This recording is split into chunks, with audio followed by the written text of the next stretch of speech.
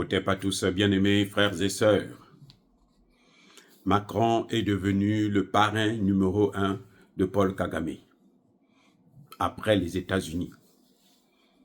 Ou en tout cas, il sous-traite la politique américaine dans les Grands Lacs.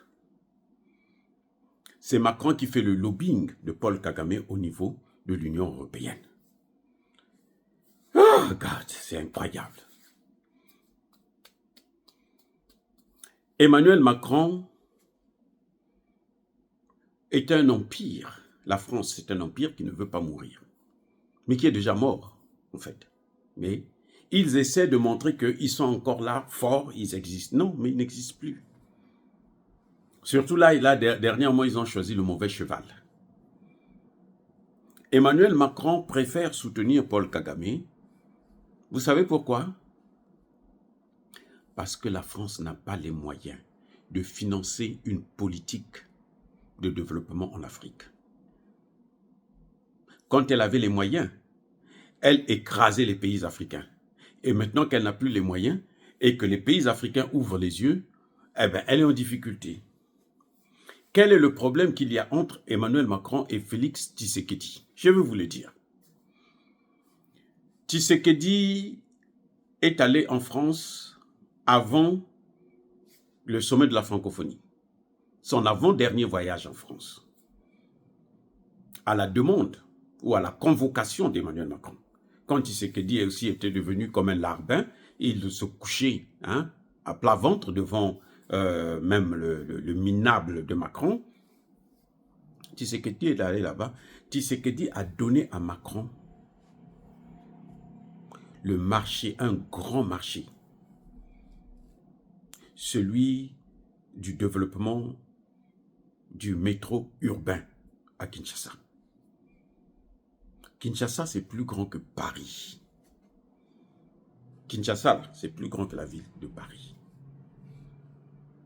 Kinshasa, c'est plus grand que le Rwanda. Rien que Kinshasa. C'est tout un État. Alors, Emmanuel Macron a vu que c'était bien, c'était juteux. Mais pour réaliser un tel marché, pour prendre un tel marché, il faut avoir l'argent, les amis. Il faut avoir l'argent.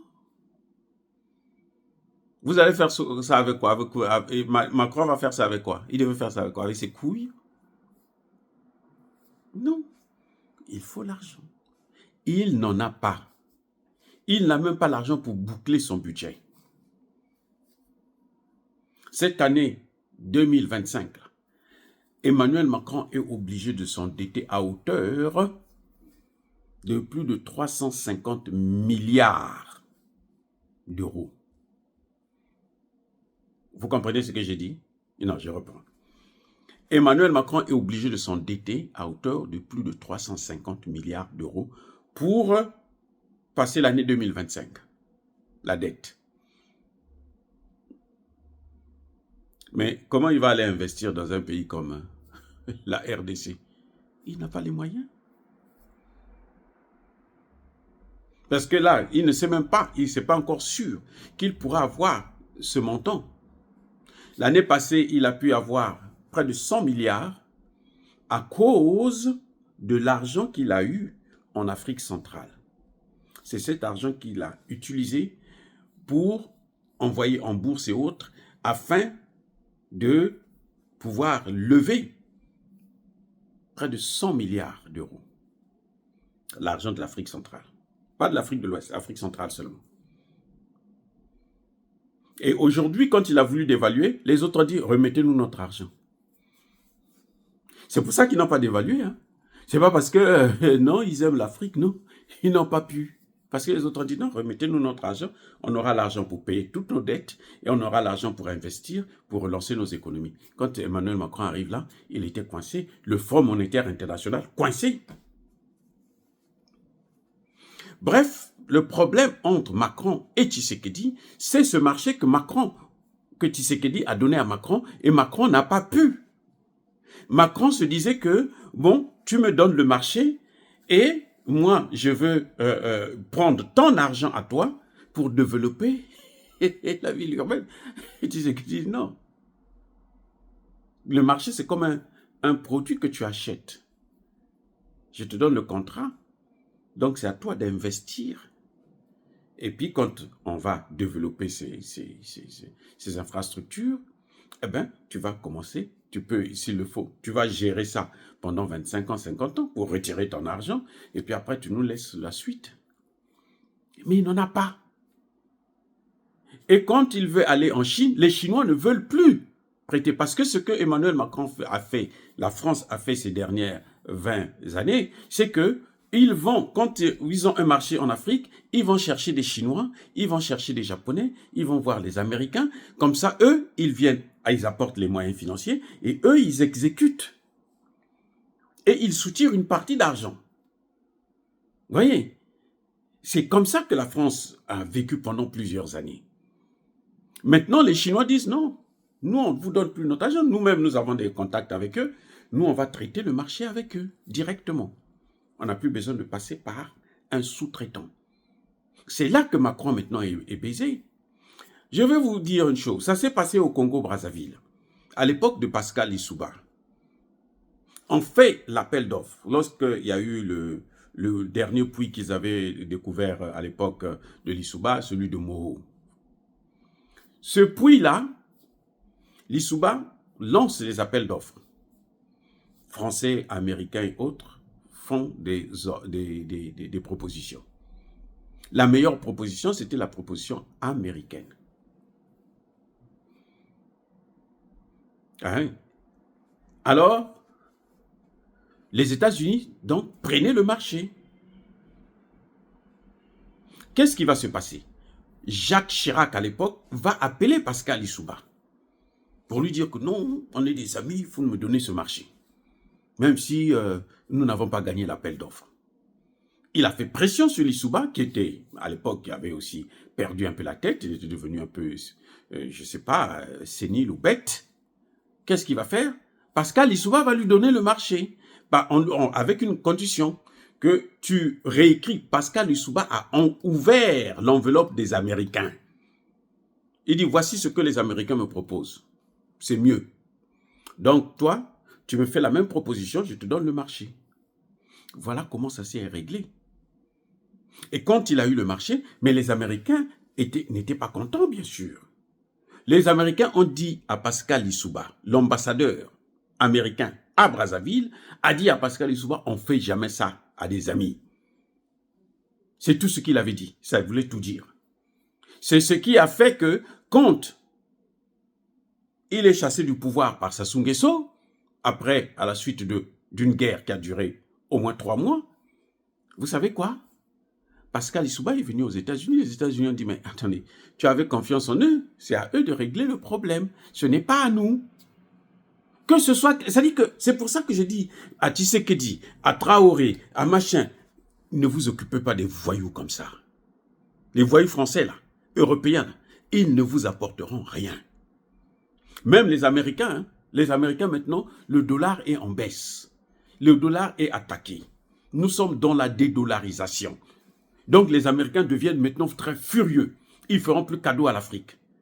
Là où on peut avoir encore quelques avantages, c'est la Chine, la Russie, la Corée du Nord, l'Iran, et puis un peu la Turquie. Mais la Turquie, c'est une tortue à double carapace. Vous voyez? Donc, je vous dis que c'est ça le problème. Emmanuel Macron ne peut pas piffrer Tshisekedi. C'est pour ça que vous avez vu que lors du sommet de la francophonie, Emmanuel Macron a humilié Tshisekedi. C'est parce qu'on lui a donné le marché, mais il ne peut pas financer. Il veut que Tshisekedi trouve aussi de l'argent. Que Tshisekedi aille négocier avec les Chinois pour que les Chinois apportent de l'argent et puis les Français viennent exécuter. Mais Tshisekedi ne peut pas faire ça. Même s'il pouvait le faire, mais les Chinois n'acceptent plus ce genre de sous-traitance. Les Chinois ont l'argent et la technologie. Ils disent, si tu as besoin de ça, de ce marché, tu nous le donnes, nous on le traite. On ne veut plus passer par les Français. Vous savez pourquoi les voitures japonaises coûtaient cher en Afrique? Parce que quand la première Suzuki est sortie, la toute première Suzuki, elle coûtait 500 000 francs CFA. 500 000. La moitié d'1 million de francs CFA. Là, c'est avant la dévaluation, bien sûr. Maintenant, qu'est-ce qui va se passer? Les Français ont vu que la voiture coûtait moins cher. Les Français sont allés au Japon et maintenant ils disent aux Japonais, non, vendez-nous tout votre stock. C'est pas la peine d'aller vendre en Afrique, vendez-nous ça. Nous, on va aller vendre ça en Afrique. Et eux, ils achetaient maintenant aux Japonais, ils venaient nous vendre la même voiture. Après 3 mois, 4 mois, la même voiture est passée de 500 000 à près de 4 millions, 5 millions. Ça, c'était parce que les Français avaient pris le marché. C'est comme les céréales. Qu'est-ce qui s'est passé pour les céréales? Quand les Français envoient Macky Sall en Russie pour aller négocier le marché, qu'est-ce qui s'est passé? Tous les bateaux qui sont sortis, ce sont eux les Européens qui ont pris ça, et c'est maintenant les Européens qui vendaient ça en Afrique. Et se faisaient des bénéfices. Donc, ils ont toujours vécu sur notre dos. Maintenant, le problème, c'est que la Russie, la Chine, les Chinois disent que non, nous, on ne va plus passer par la France. Si vous avez besoin de ça, nous, on vous vend ça nous-mêmes. Et ça coûte moins cher. Et les Français sont, Massango. Il est, et Béba. Ils sont foutus. Vous voyez, c'est ça le problème. Macron est aigri face à Tshisekedi. Parce que Tshisekedi, quand il vient quelque part, il a, dans sa valise là, il a les matières premières. Il peut vendre à qui il veut. Les Français, quand Tshisekedi vient en France, dit bon, prenez les matières premières là, je vous vends ça. Ils ne peuvent pas acheter. Eux, c'est pour ça que vous voyez, ils sont obligés de passer par le Rwanda. Parce qu'ils n'ont pas d'argent. Ils sont trop pauvres. Ils ont trop appauvri les pays qui utilisent le franc CFA, que maintenant, ceux qui, de plus en plus, ces pays-là, ne veulent plus déposer leurs avoirs, leurs devises en France. Et ils ont des problèmes maintenant.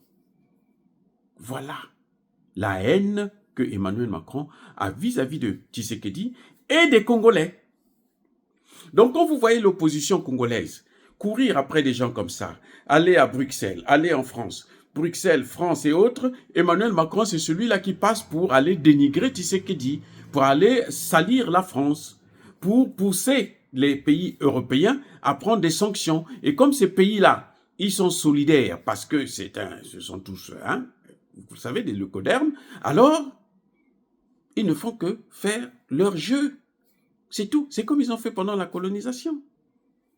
Lors de la réunion de 1885, ils ont tous été solidaires, donc il faut soutenir l'autre pour qu'il ne puisse pas apparaître trop faible devant ces Noirs. Parce que si lui, il est faible devant les Noirs, mais nous, qu'est-ce qu'on va être? Puisque c'était lui qui a toujours été notre intermédiaire. Si lui, il est maintenant faible, on ne veut plus le voir.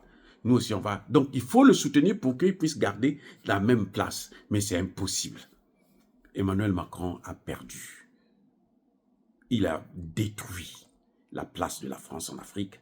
Et ça, quand vous avez perdu la confiance, on ne peut plus la reprendre facilement.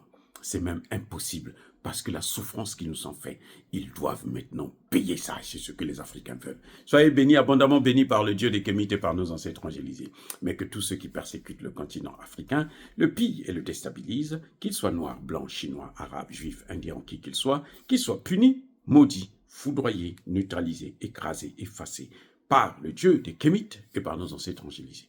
Vive l'Afrique éternelle, j'ai dit et j'assume.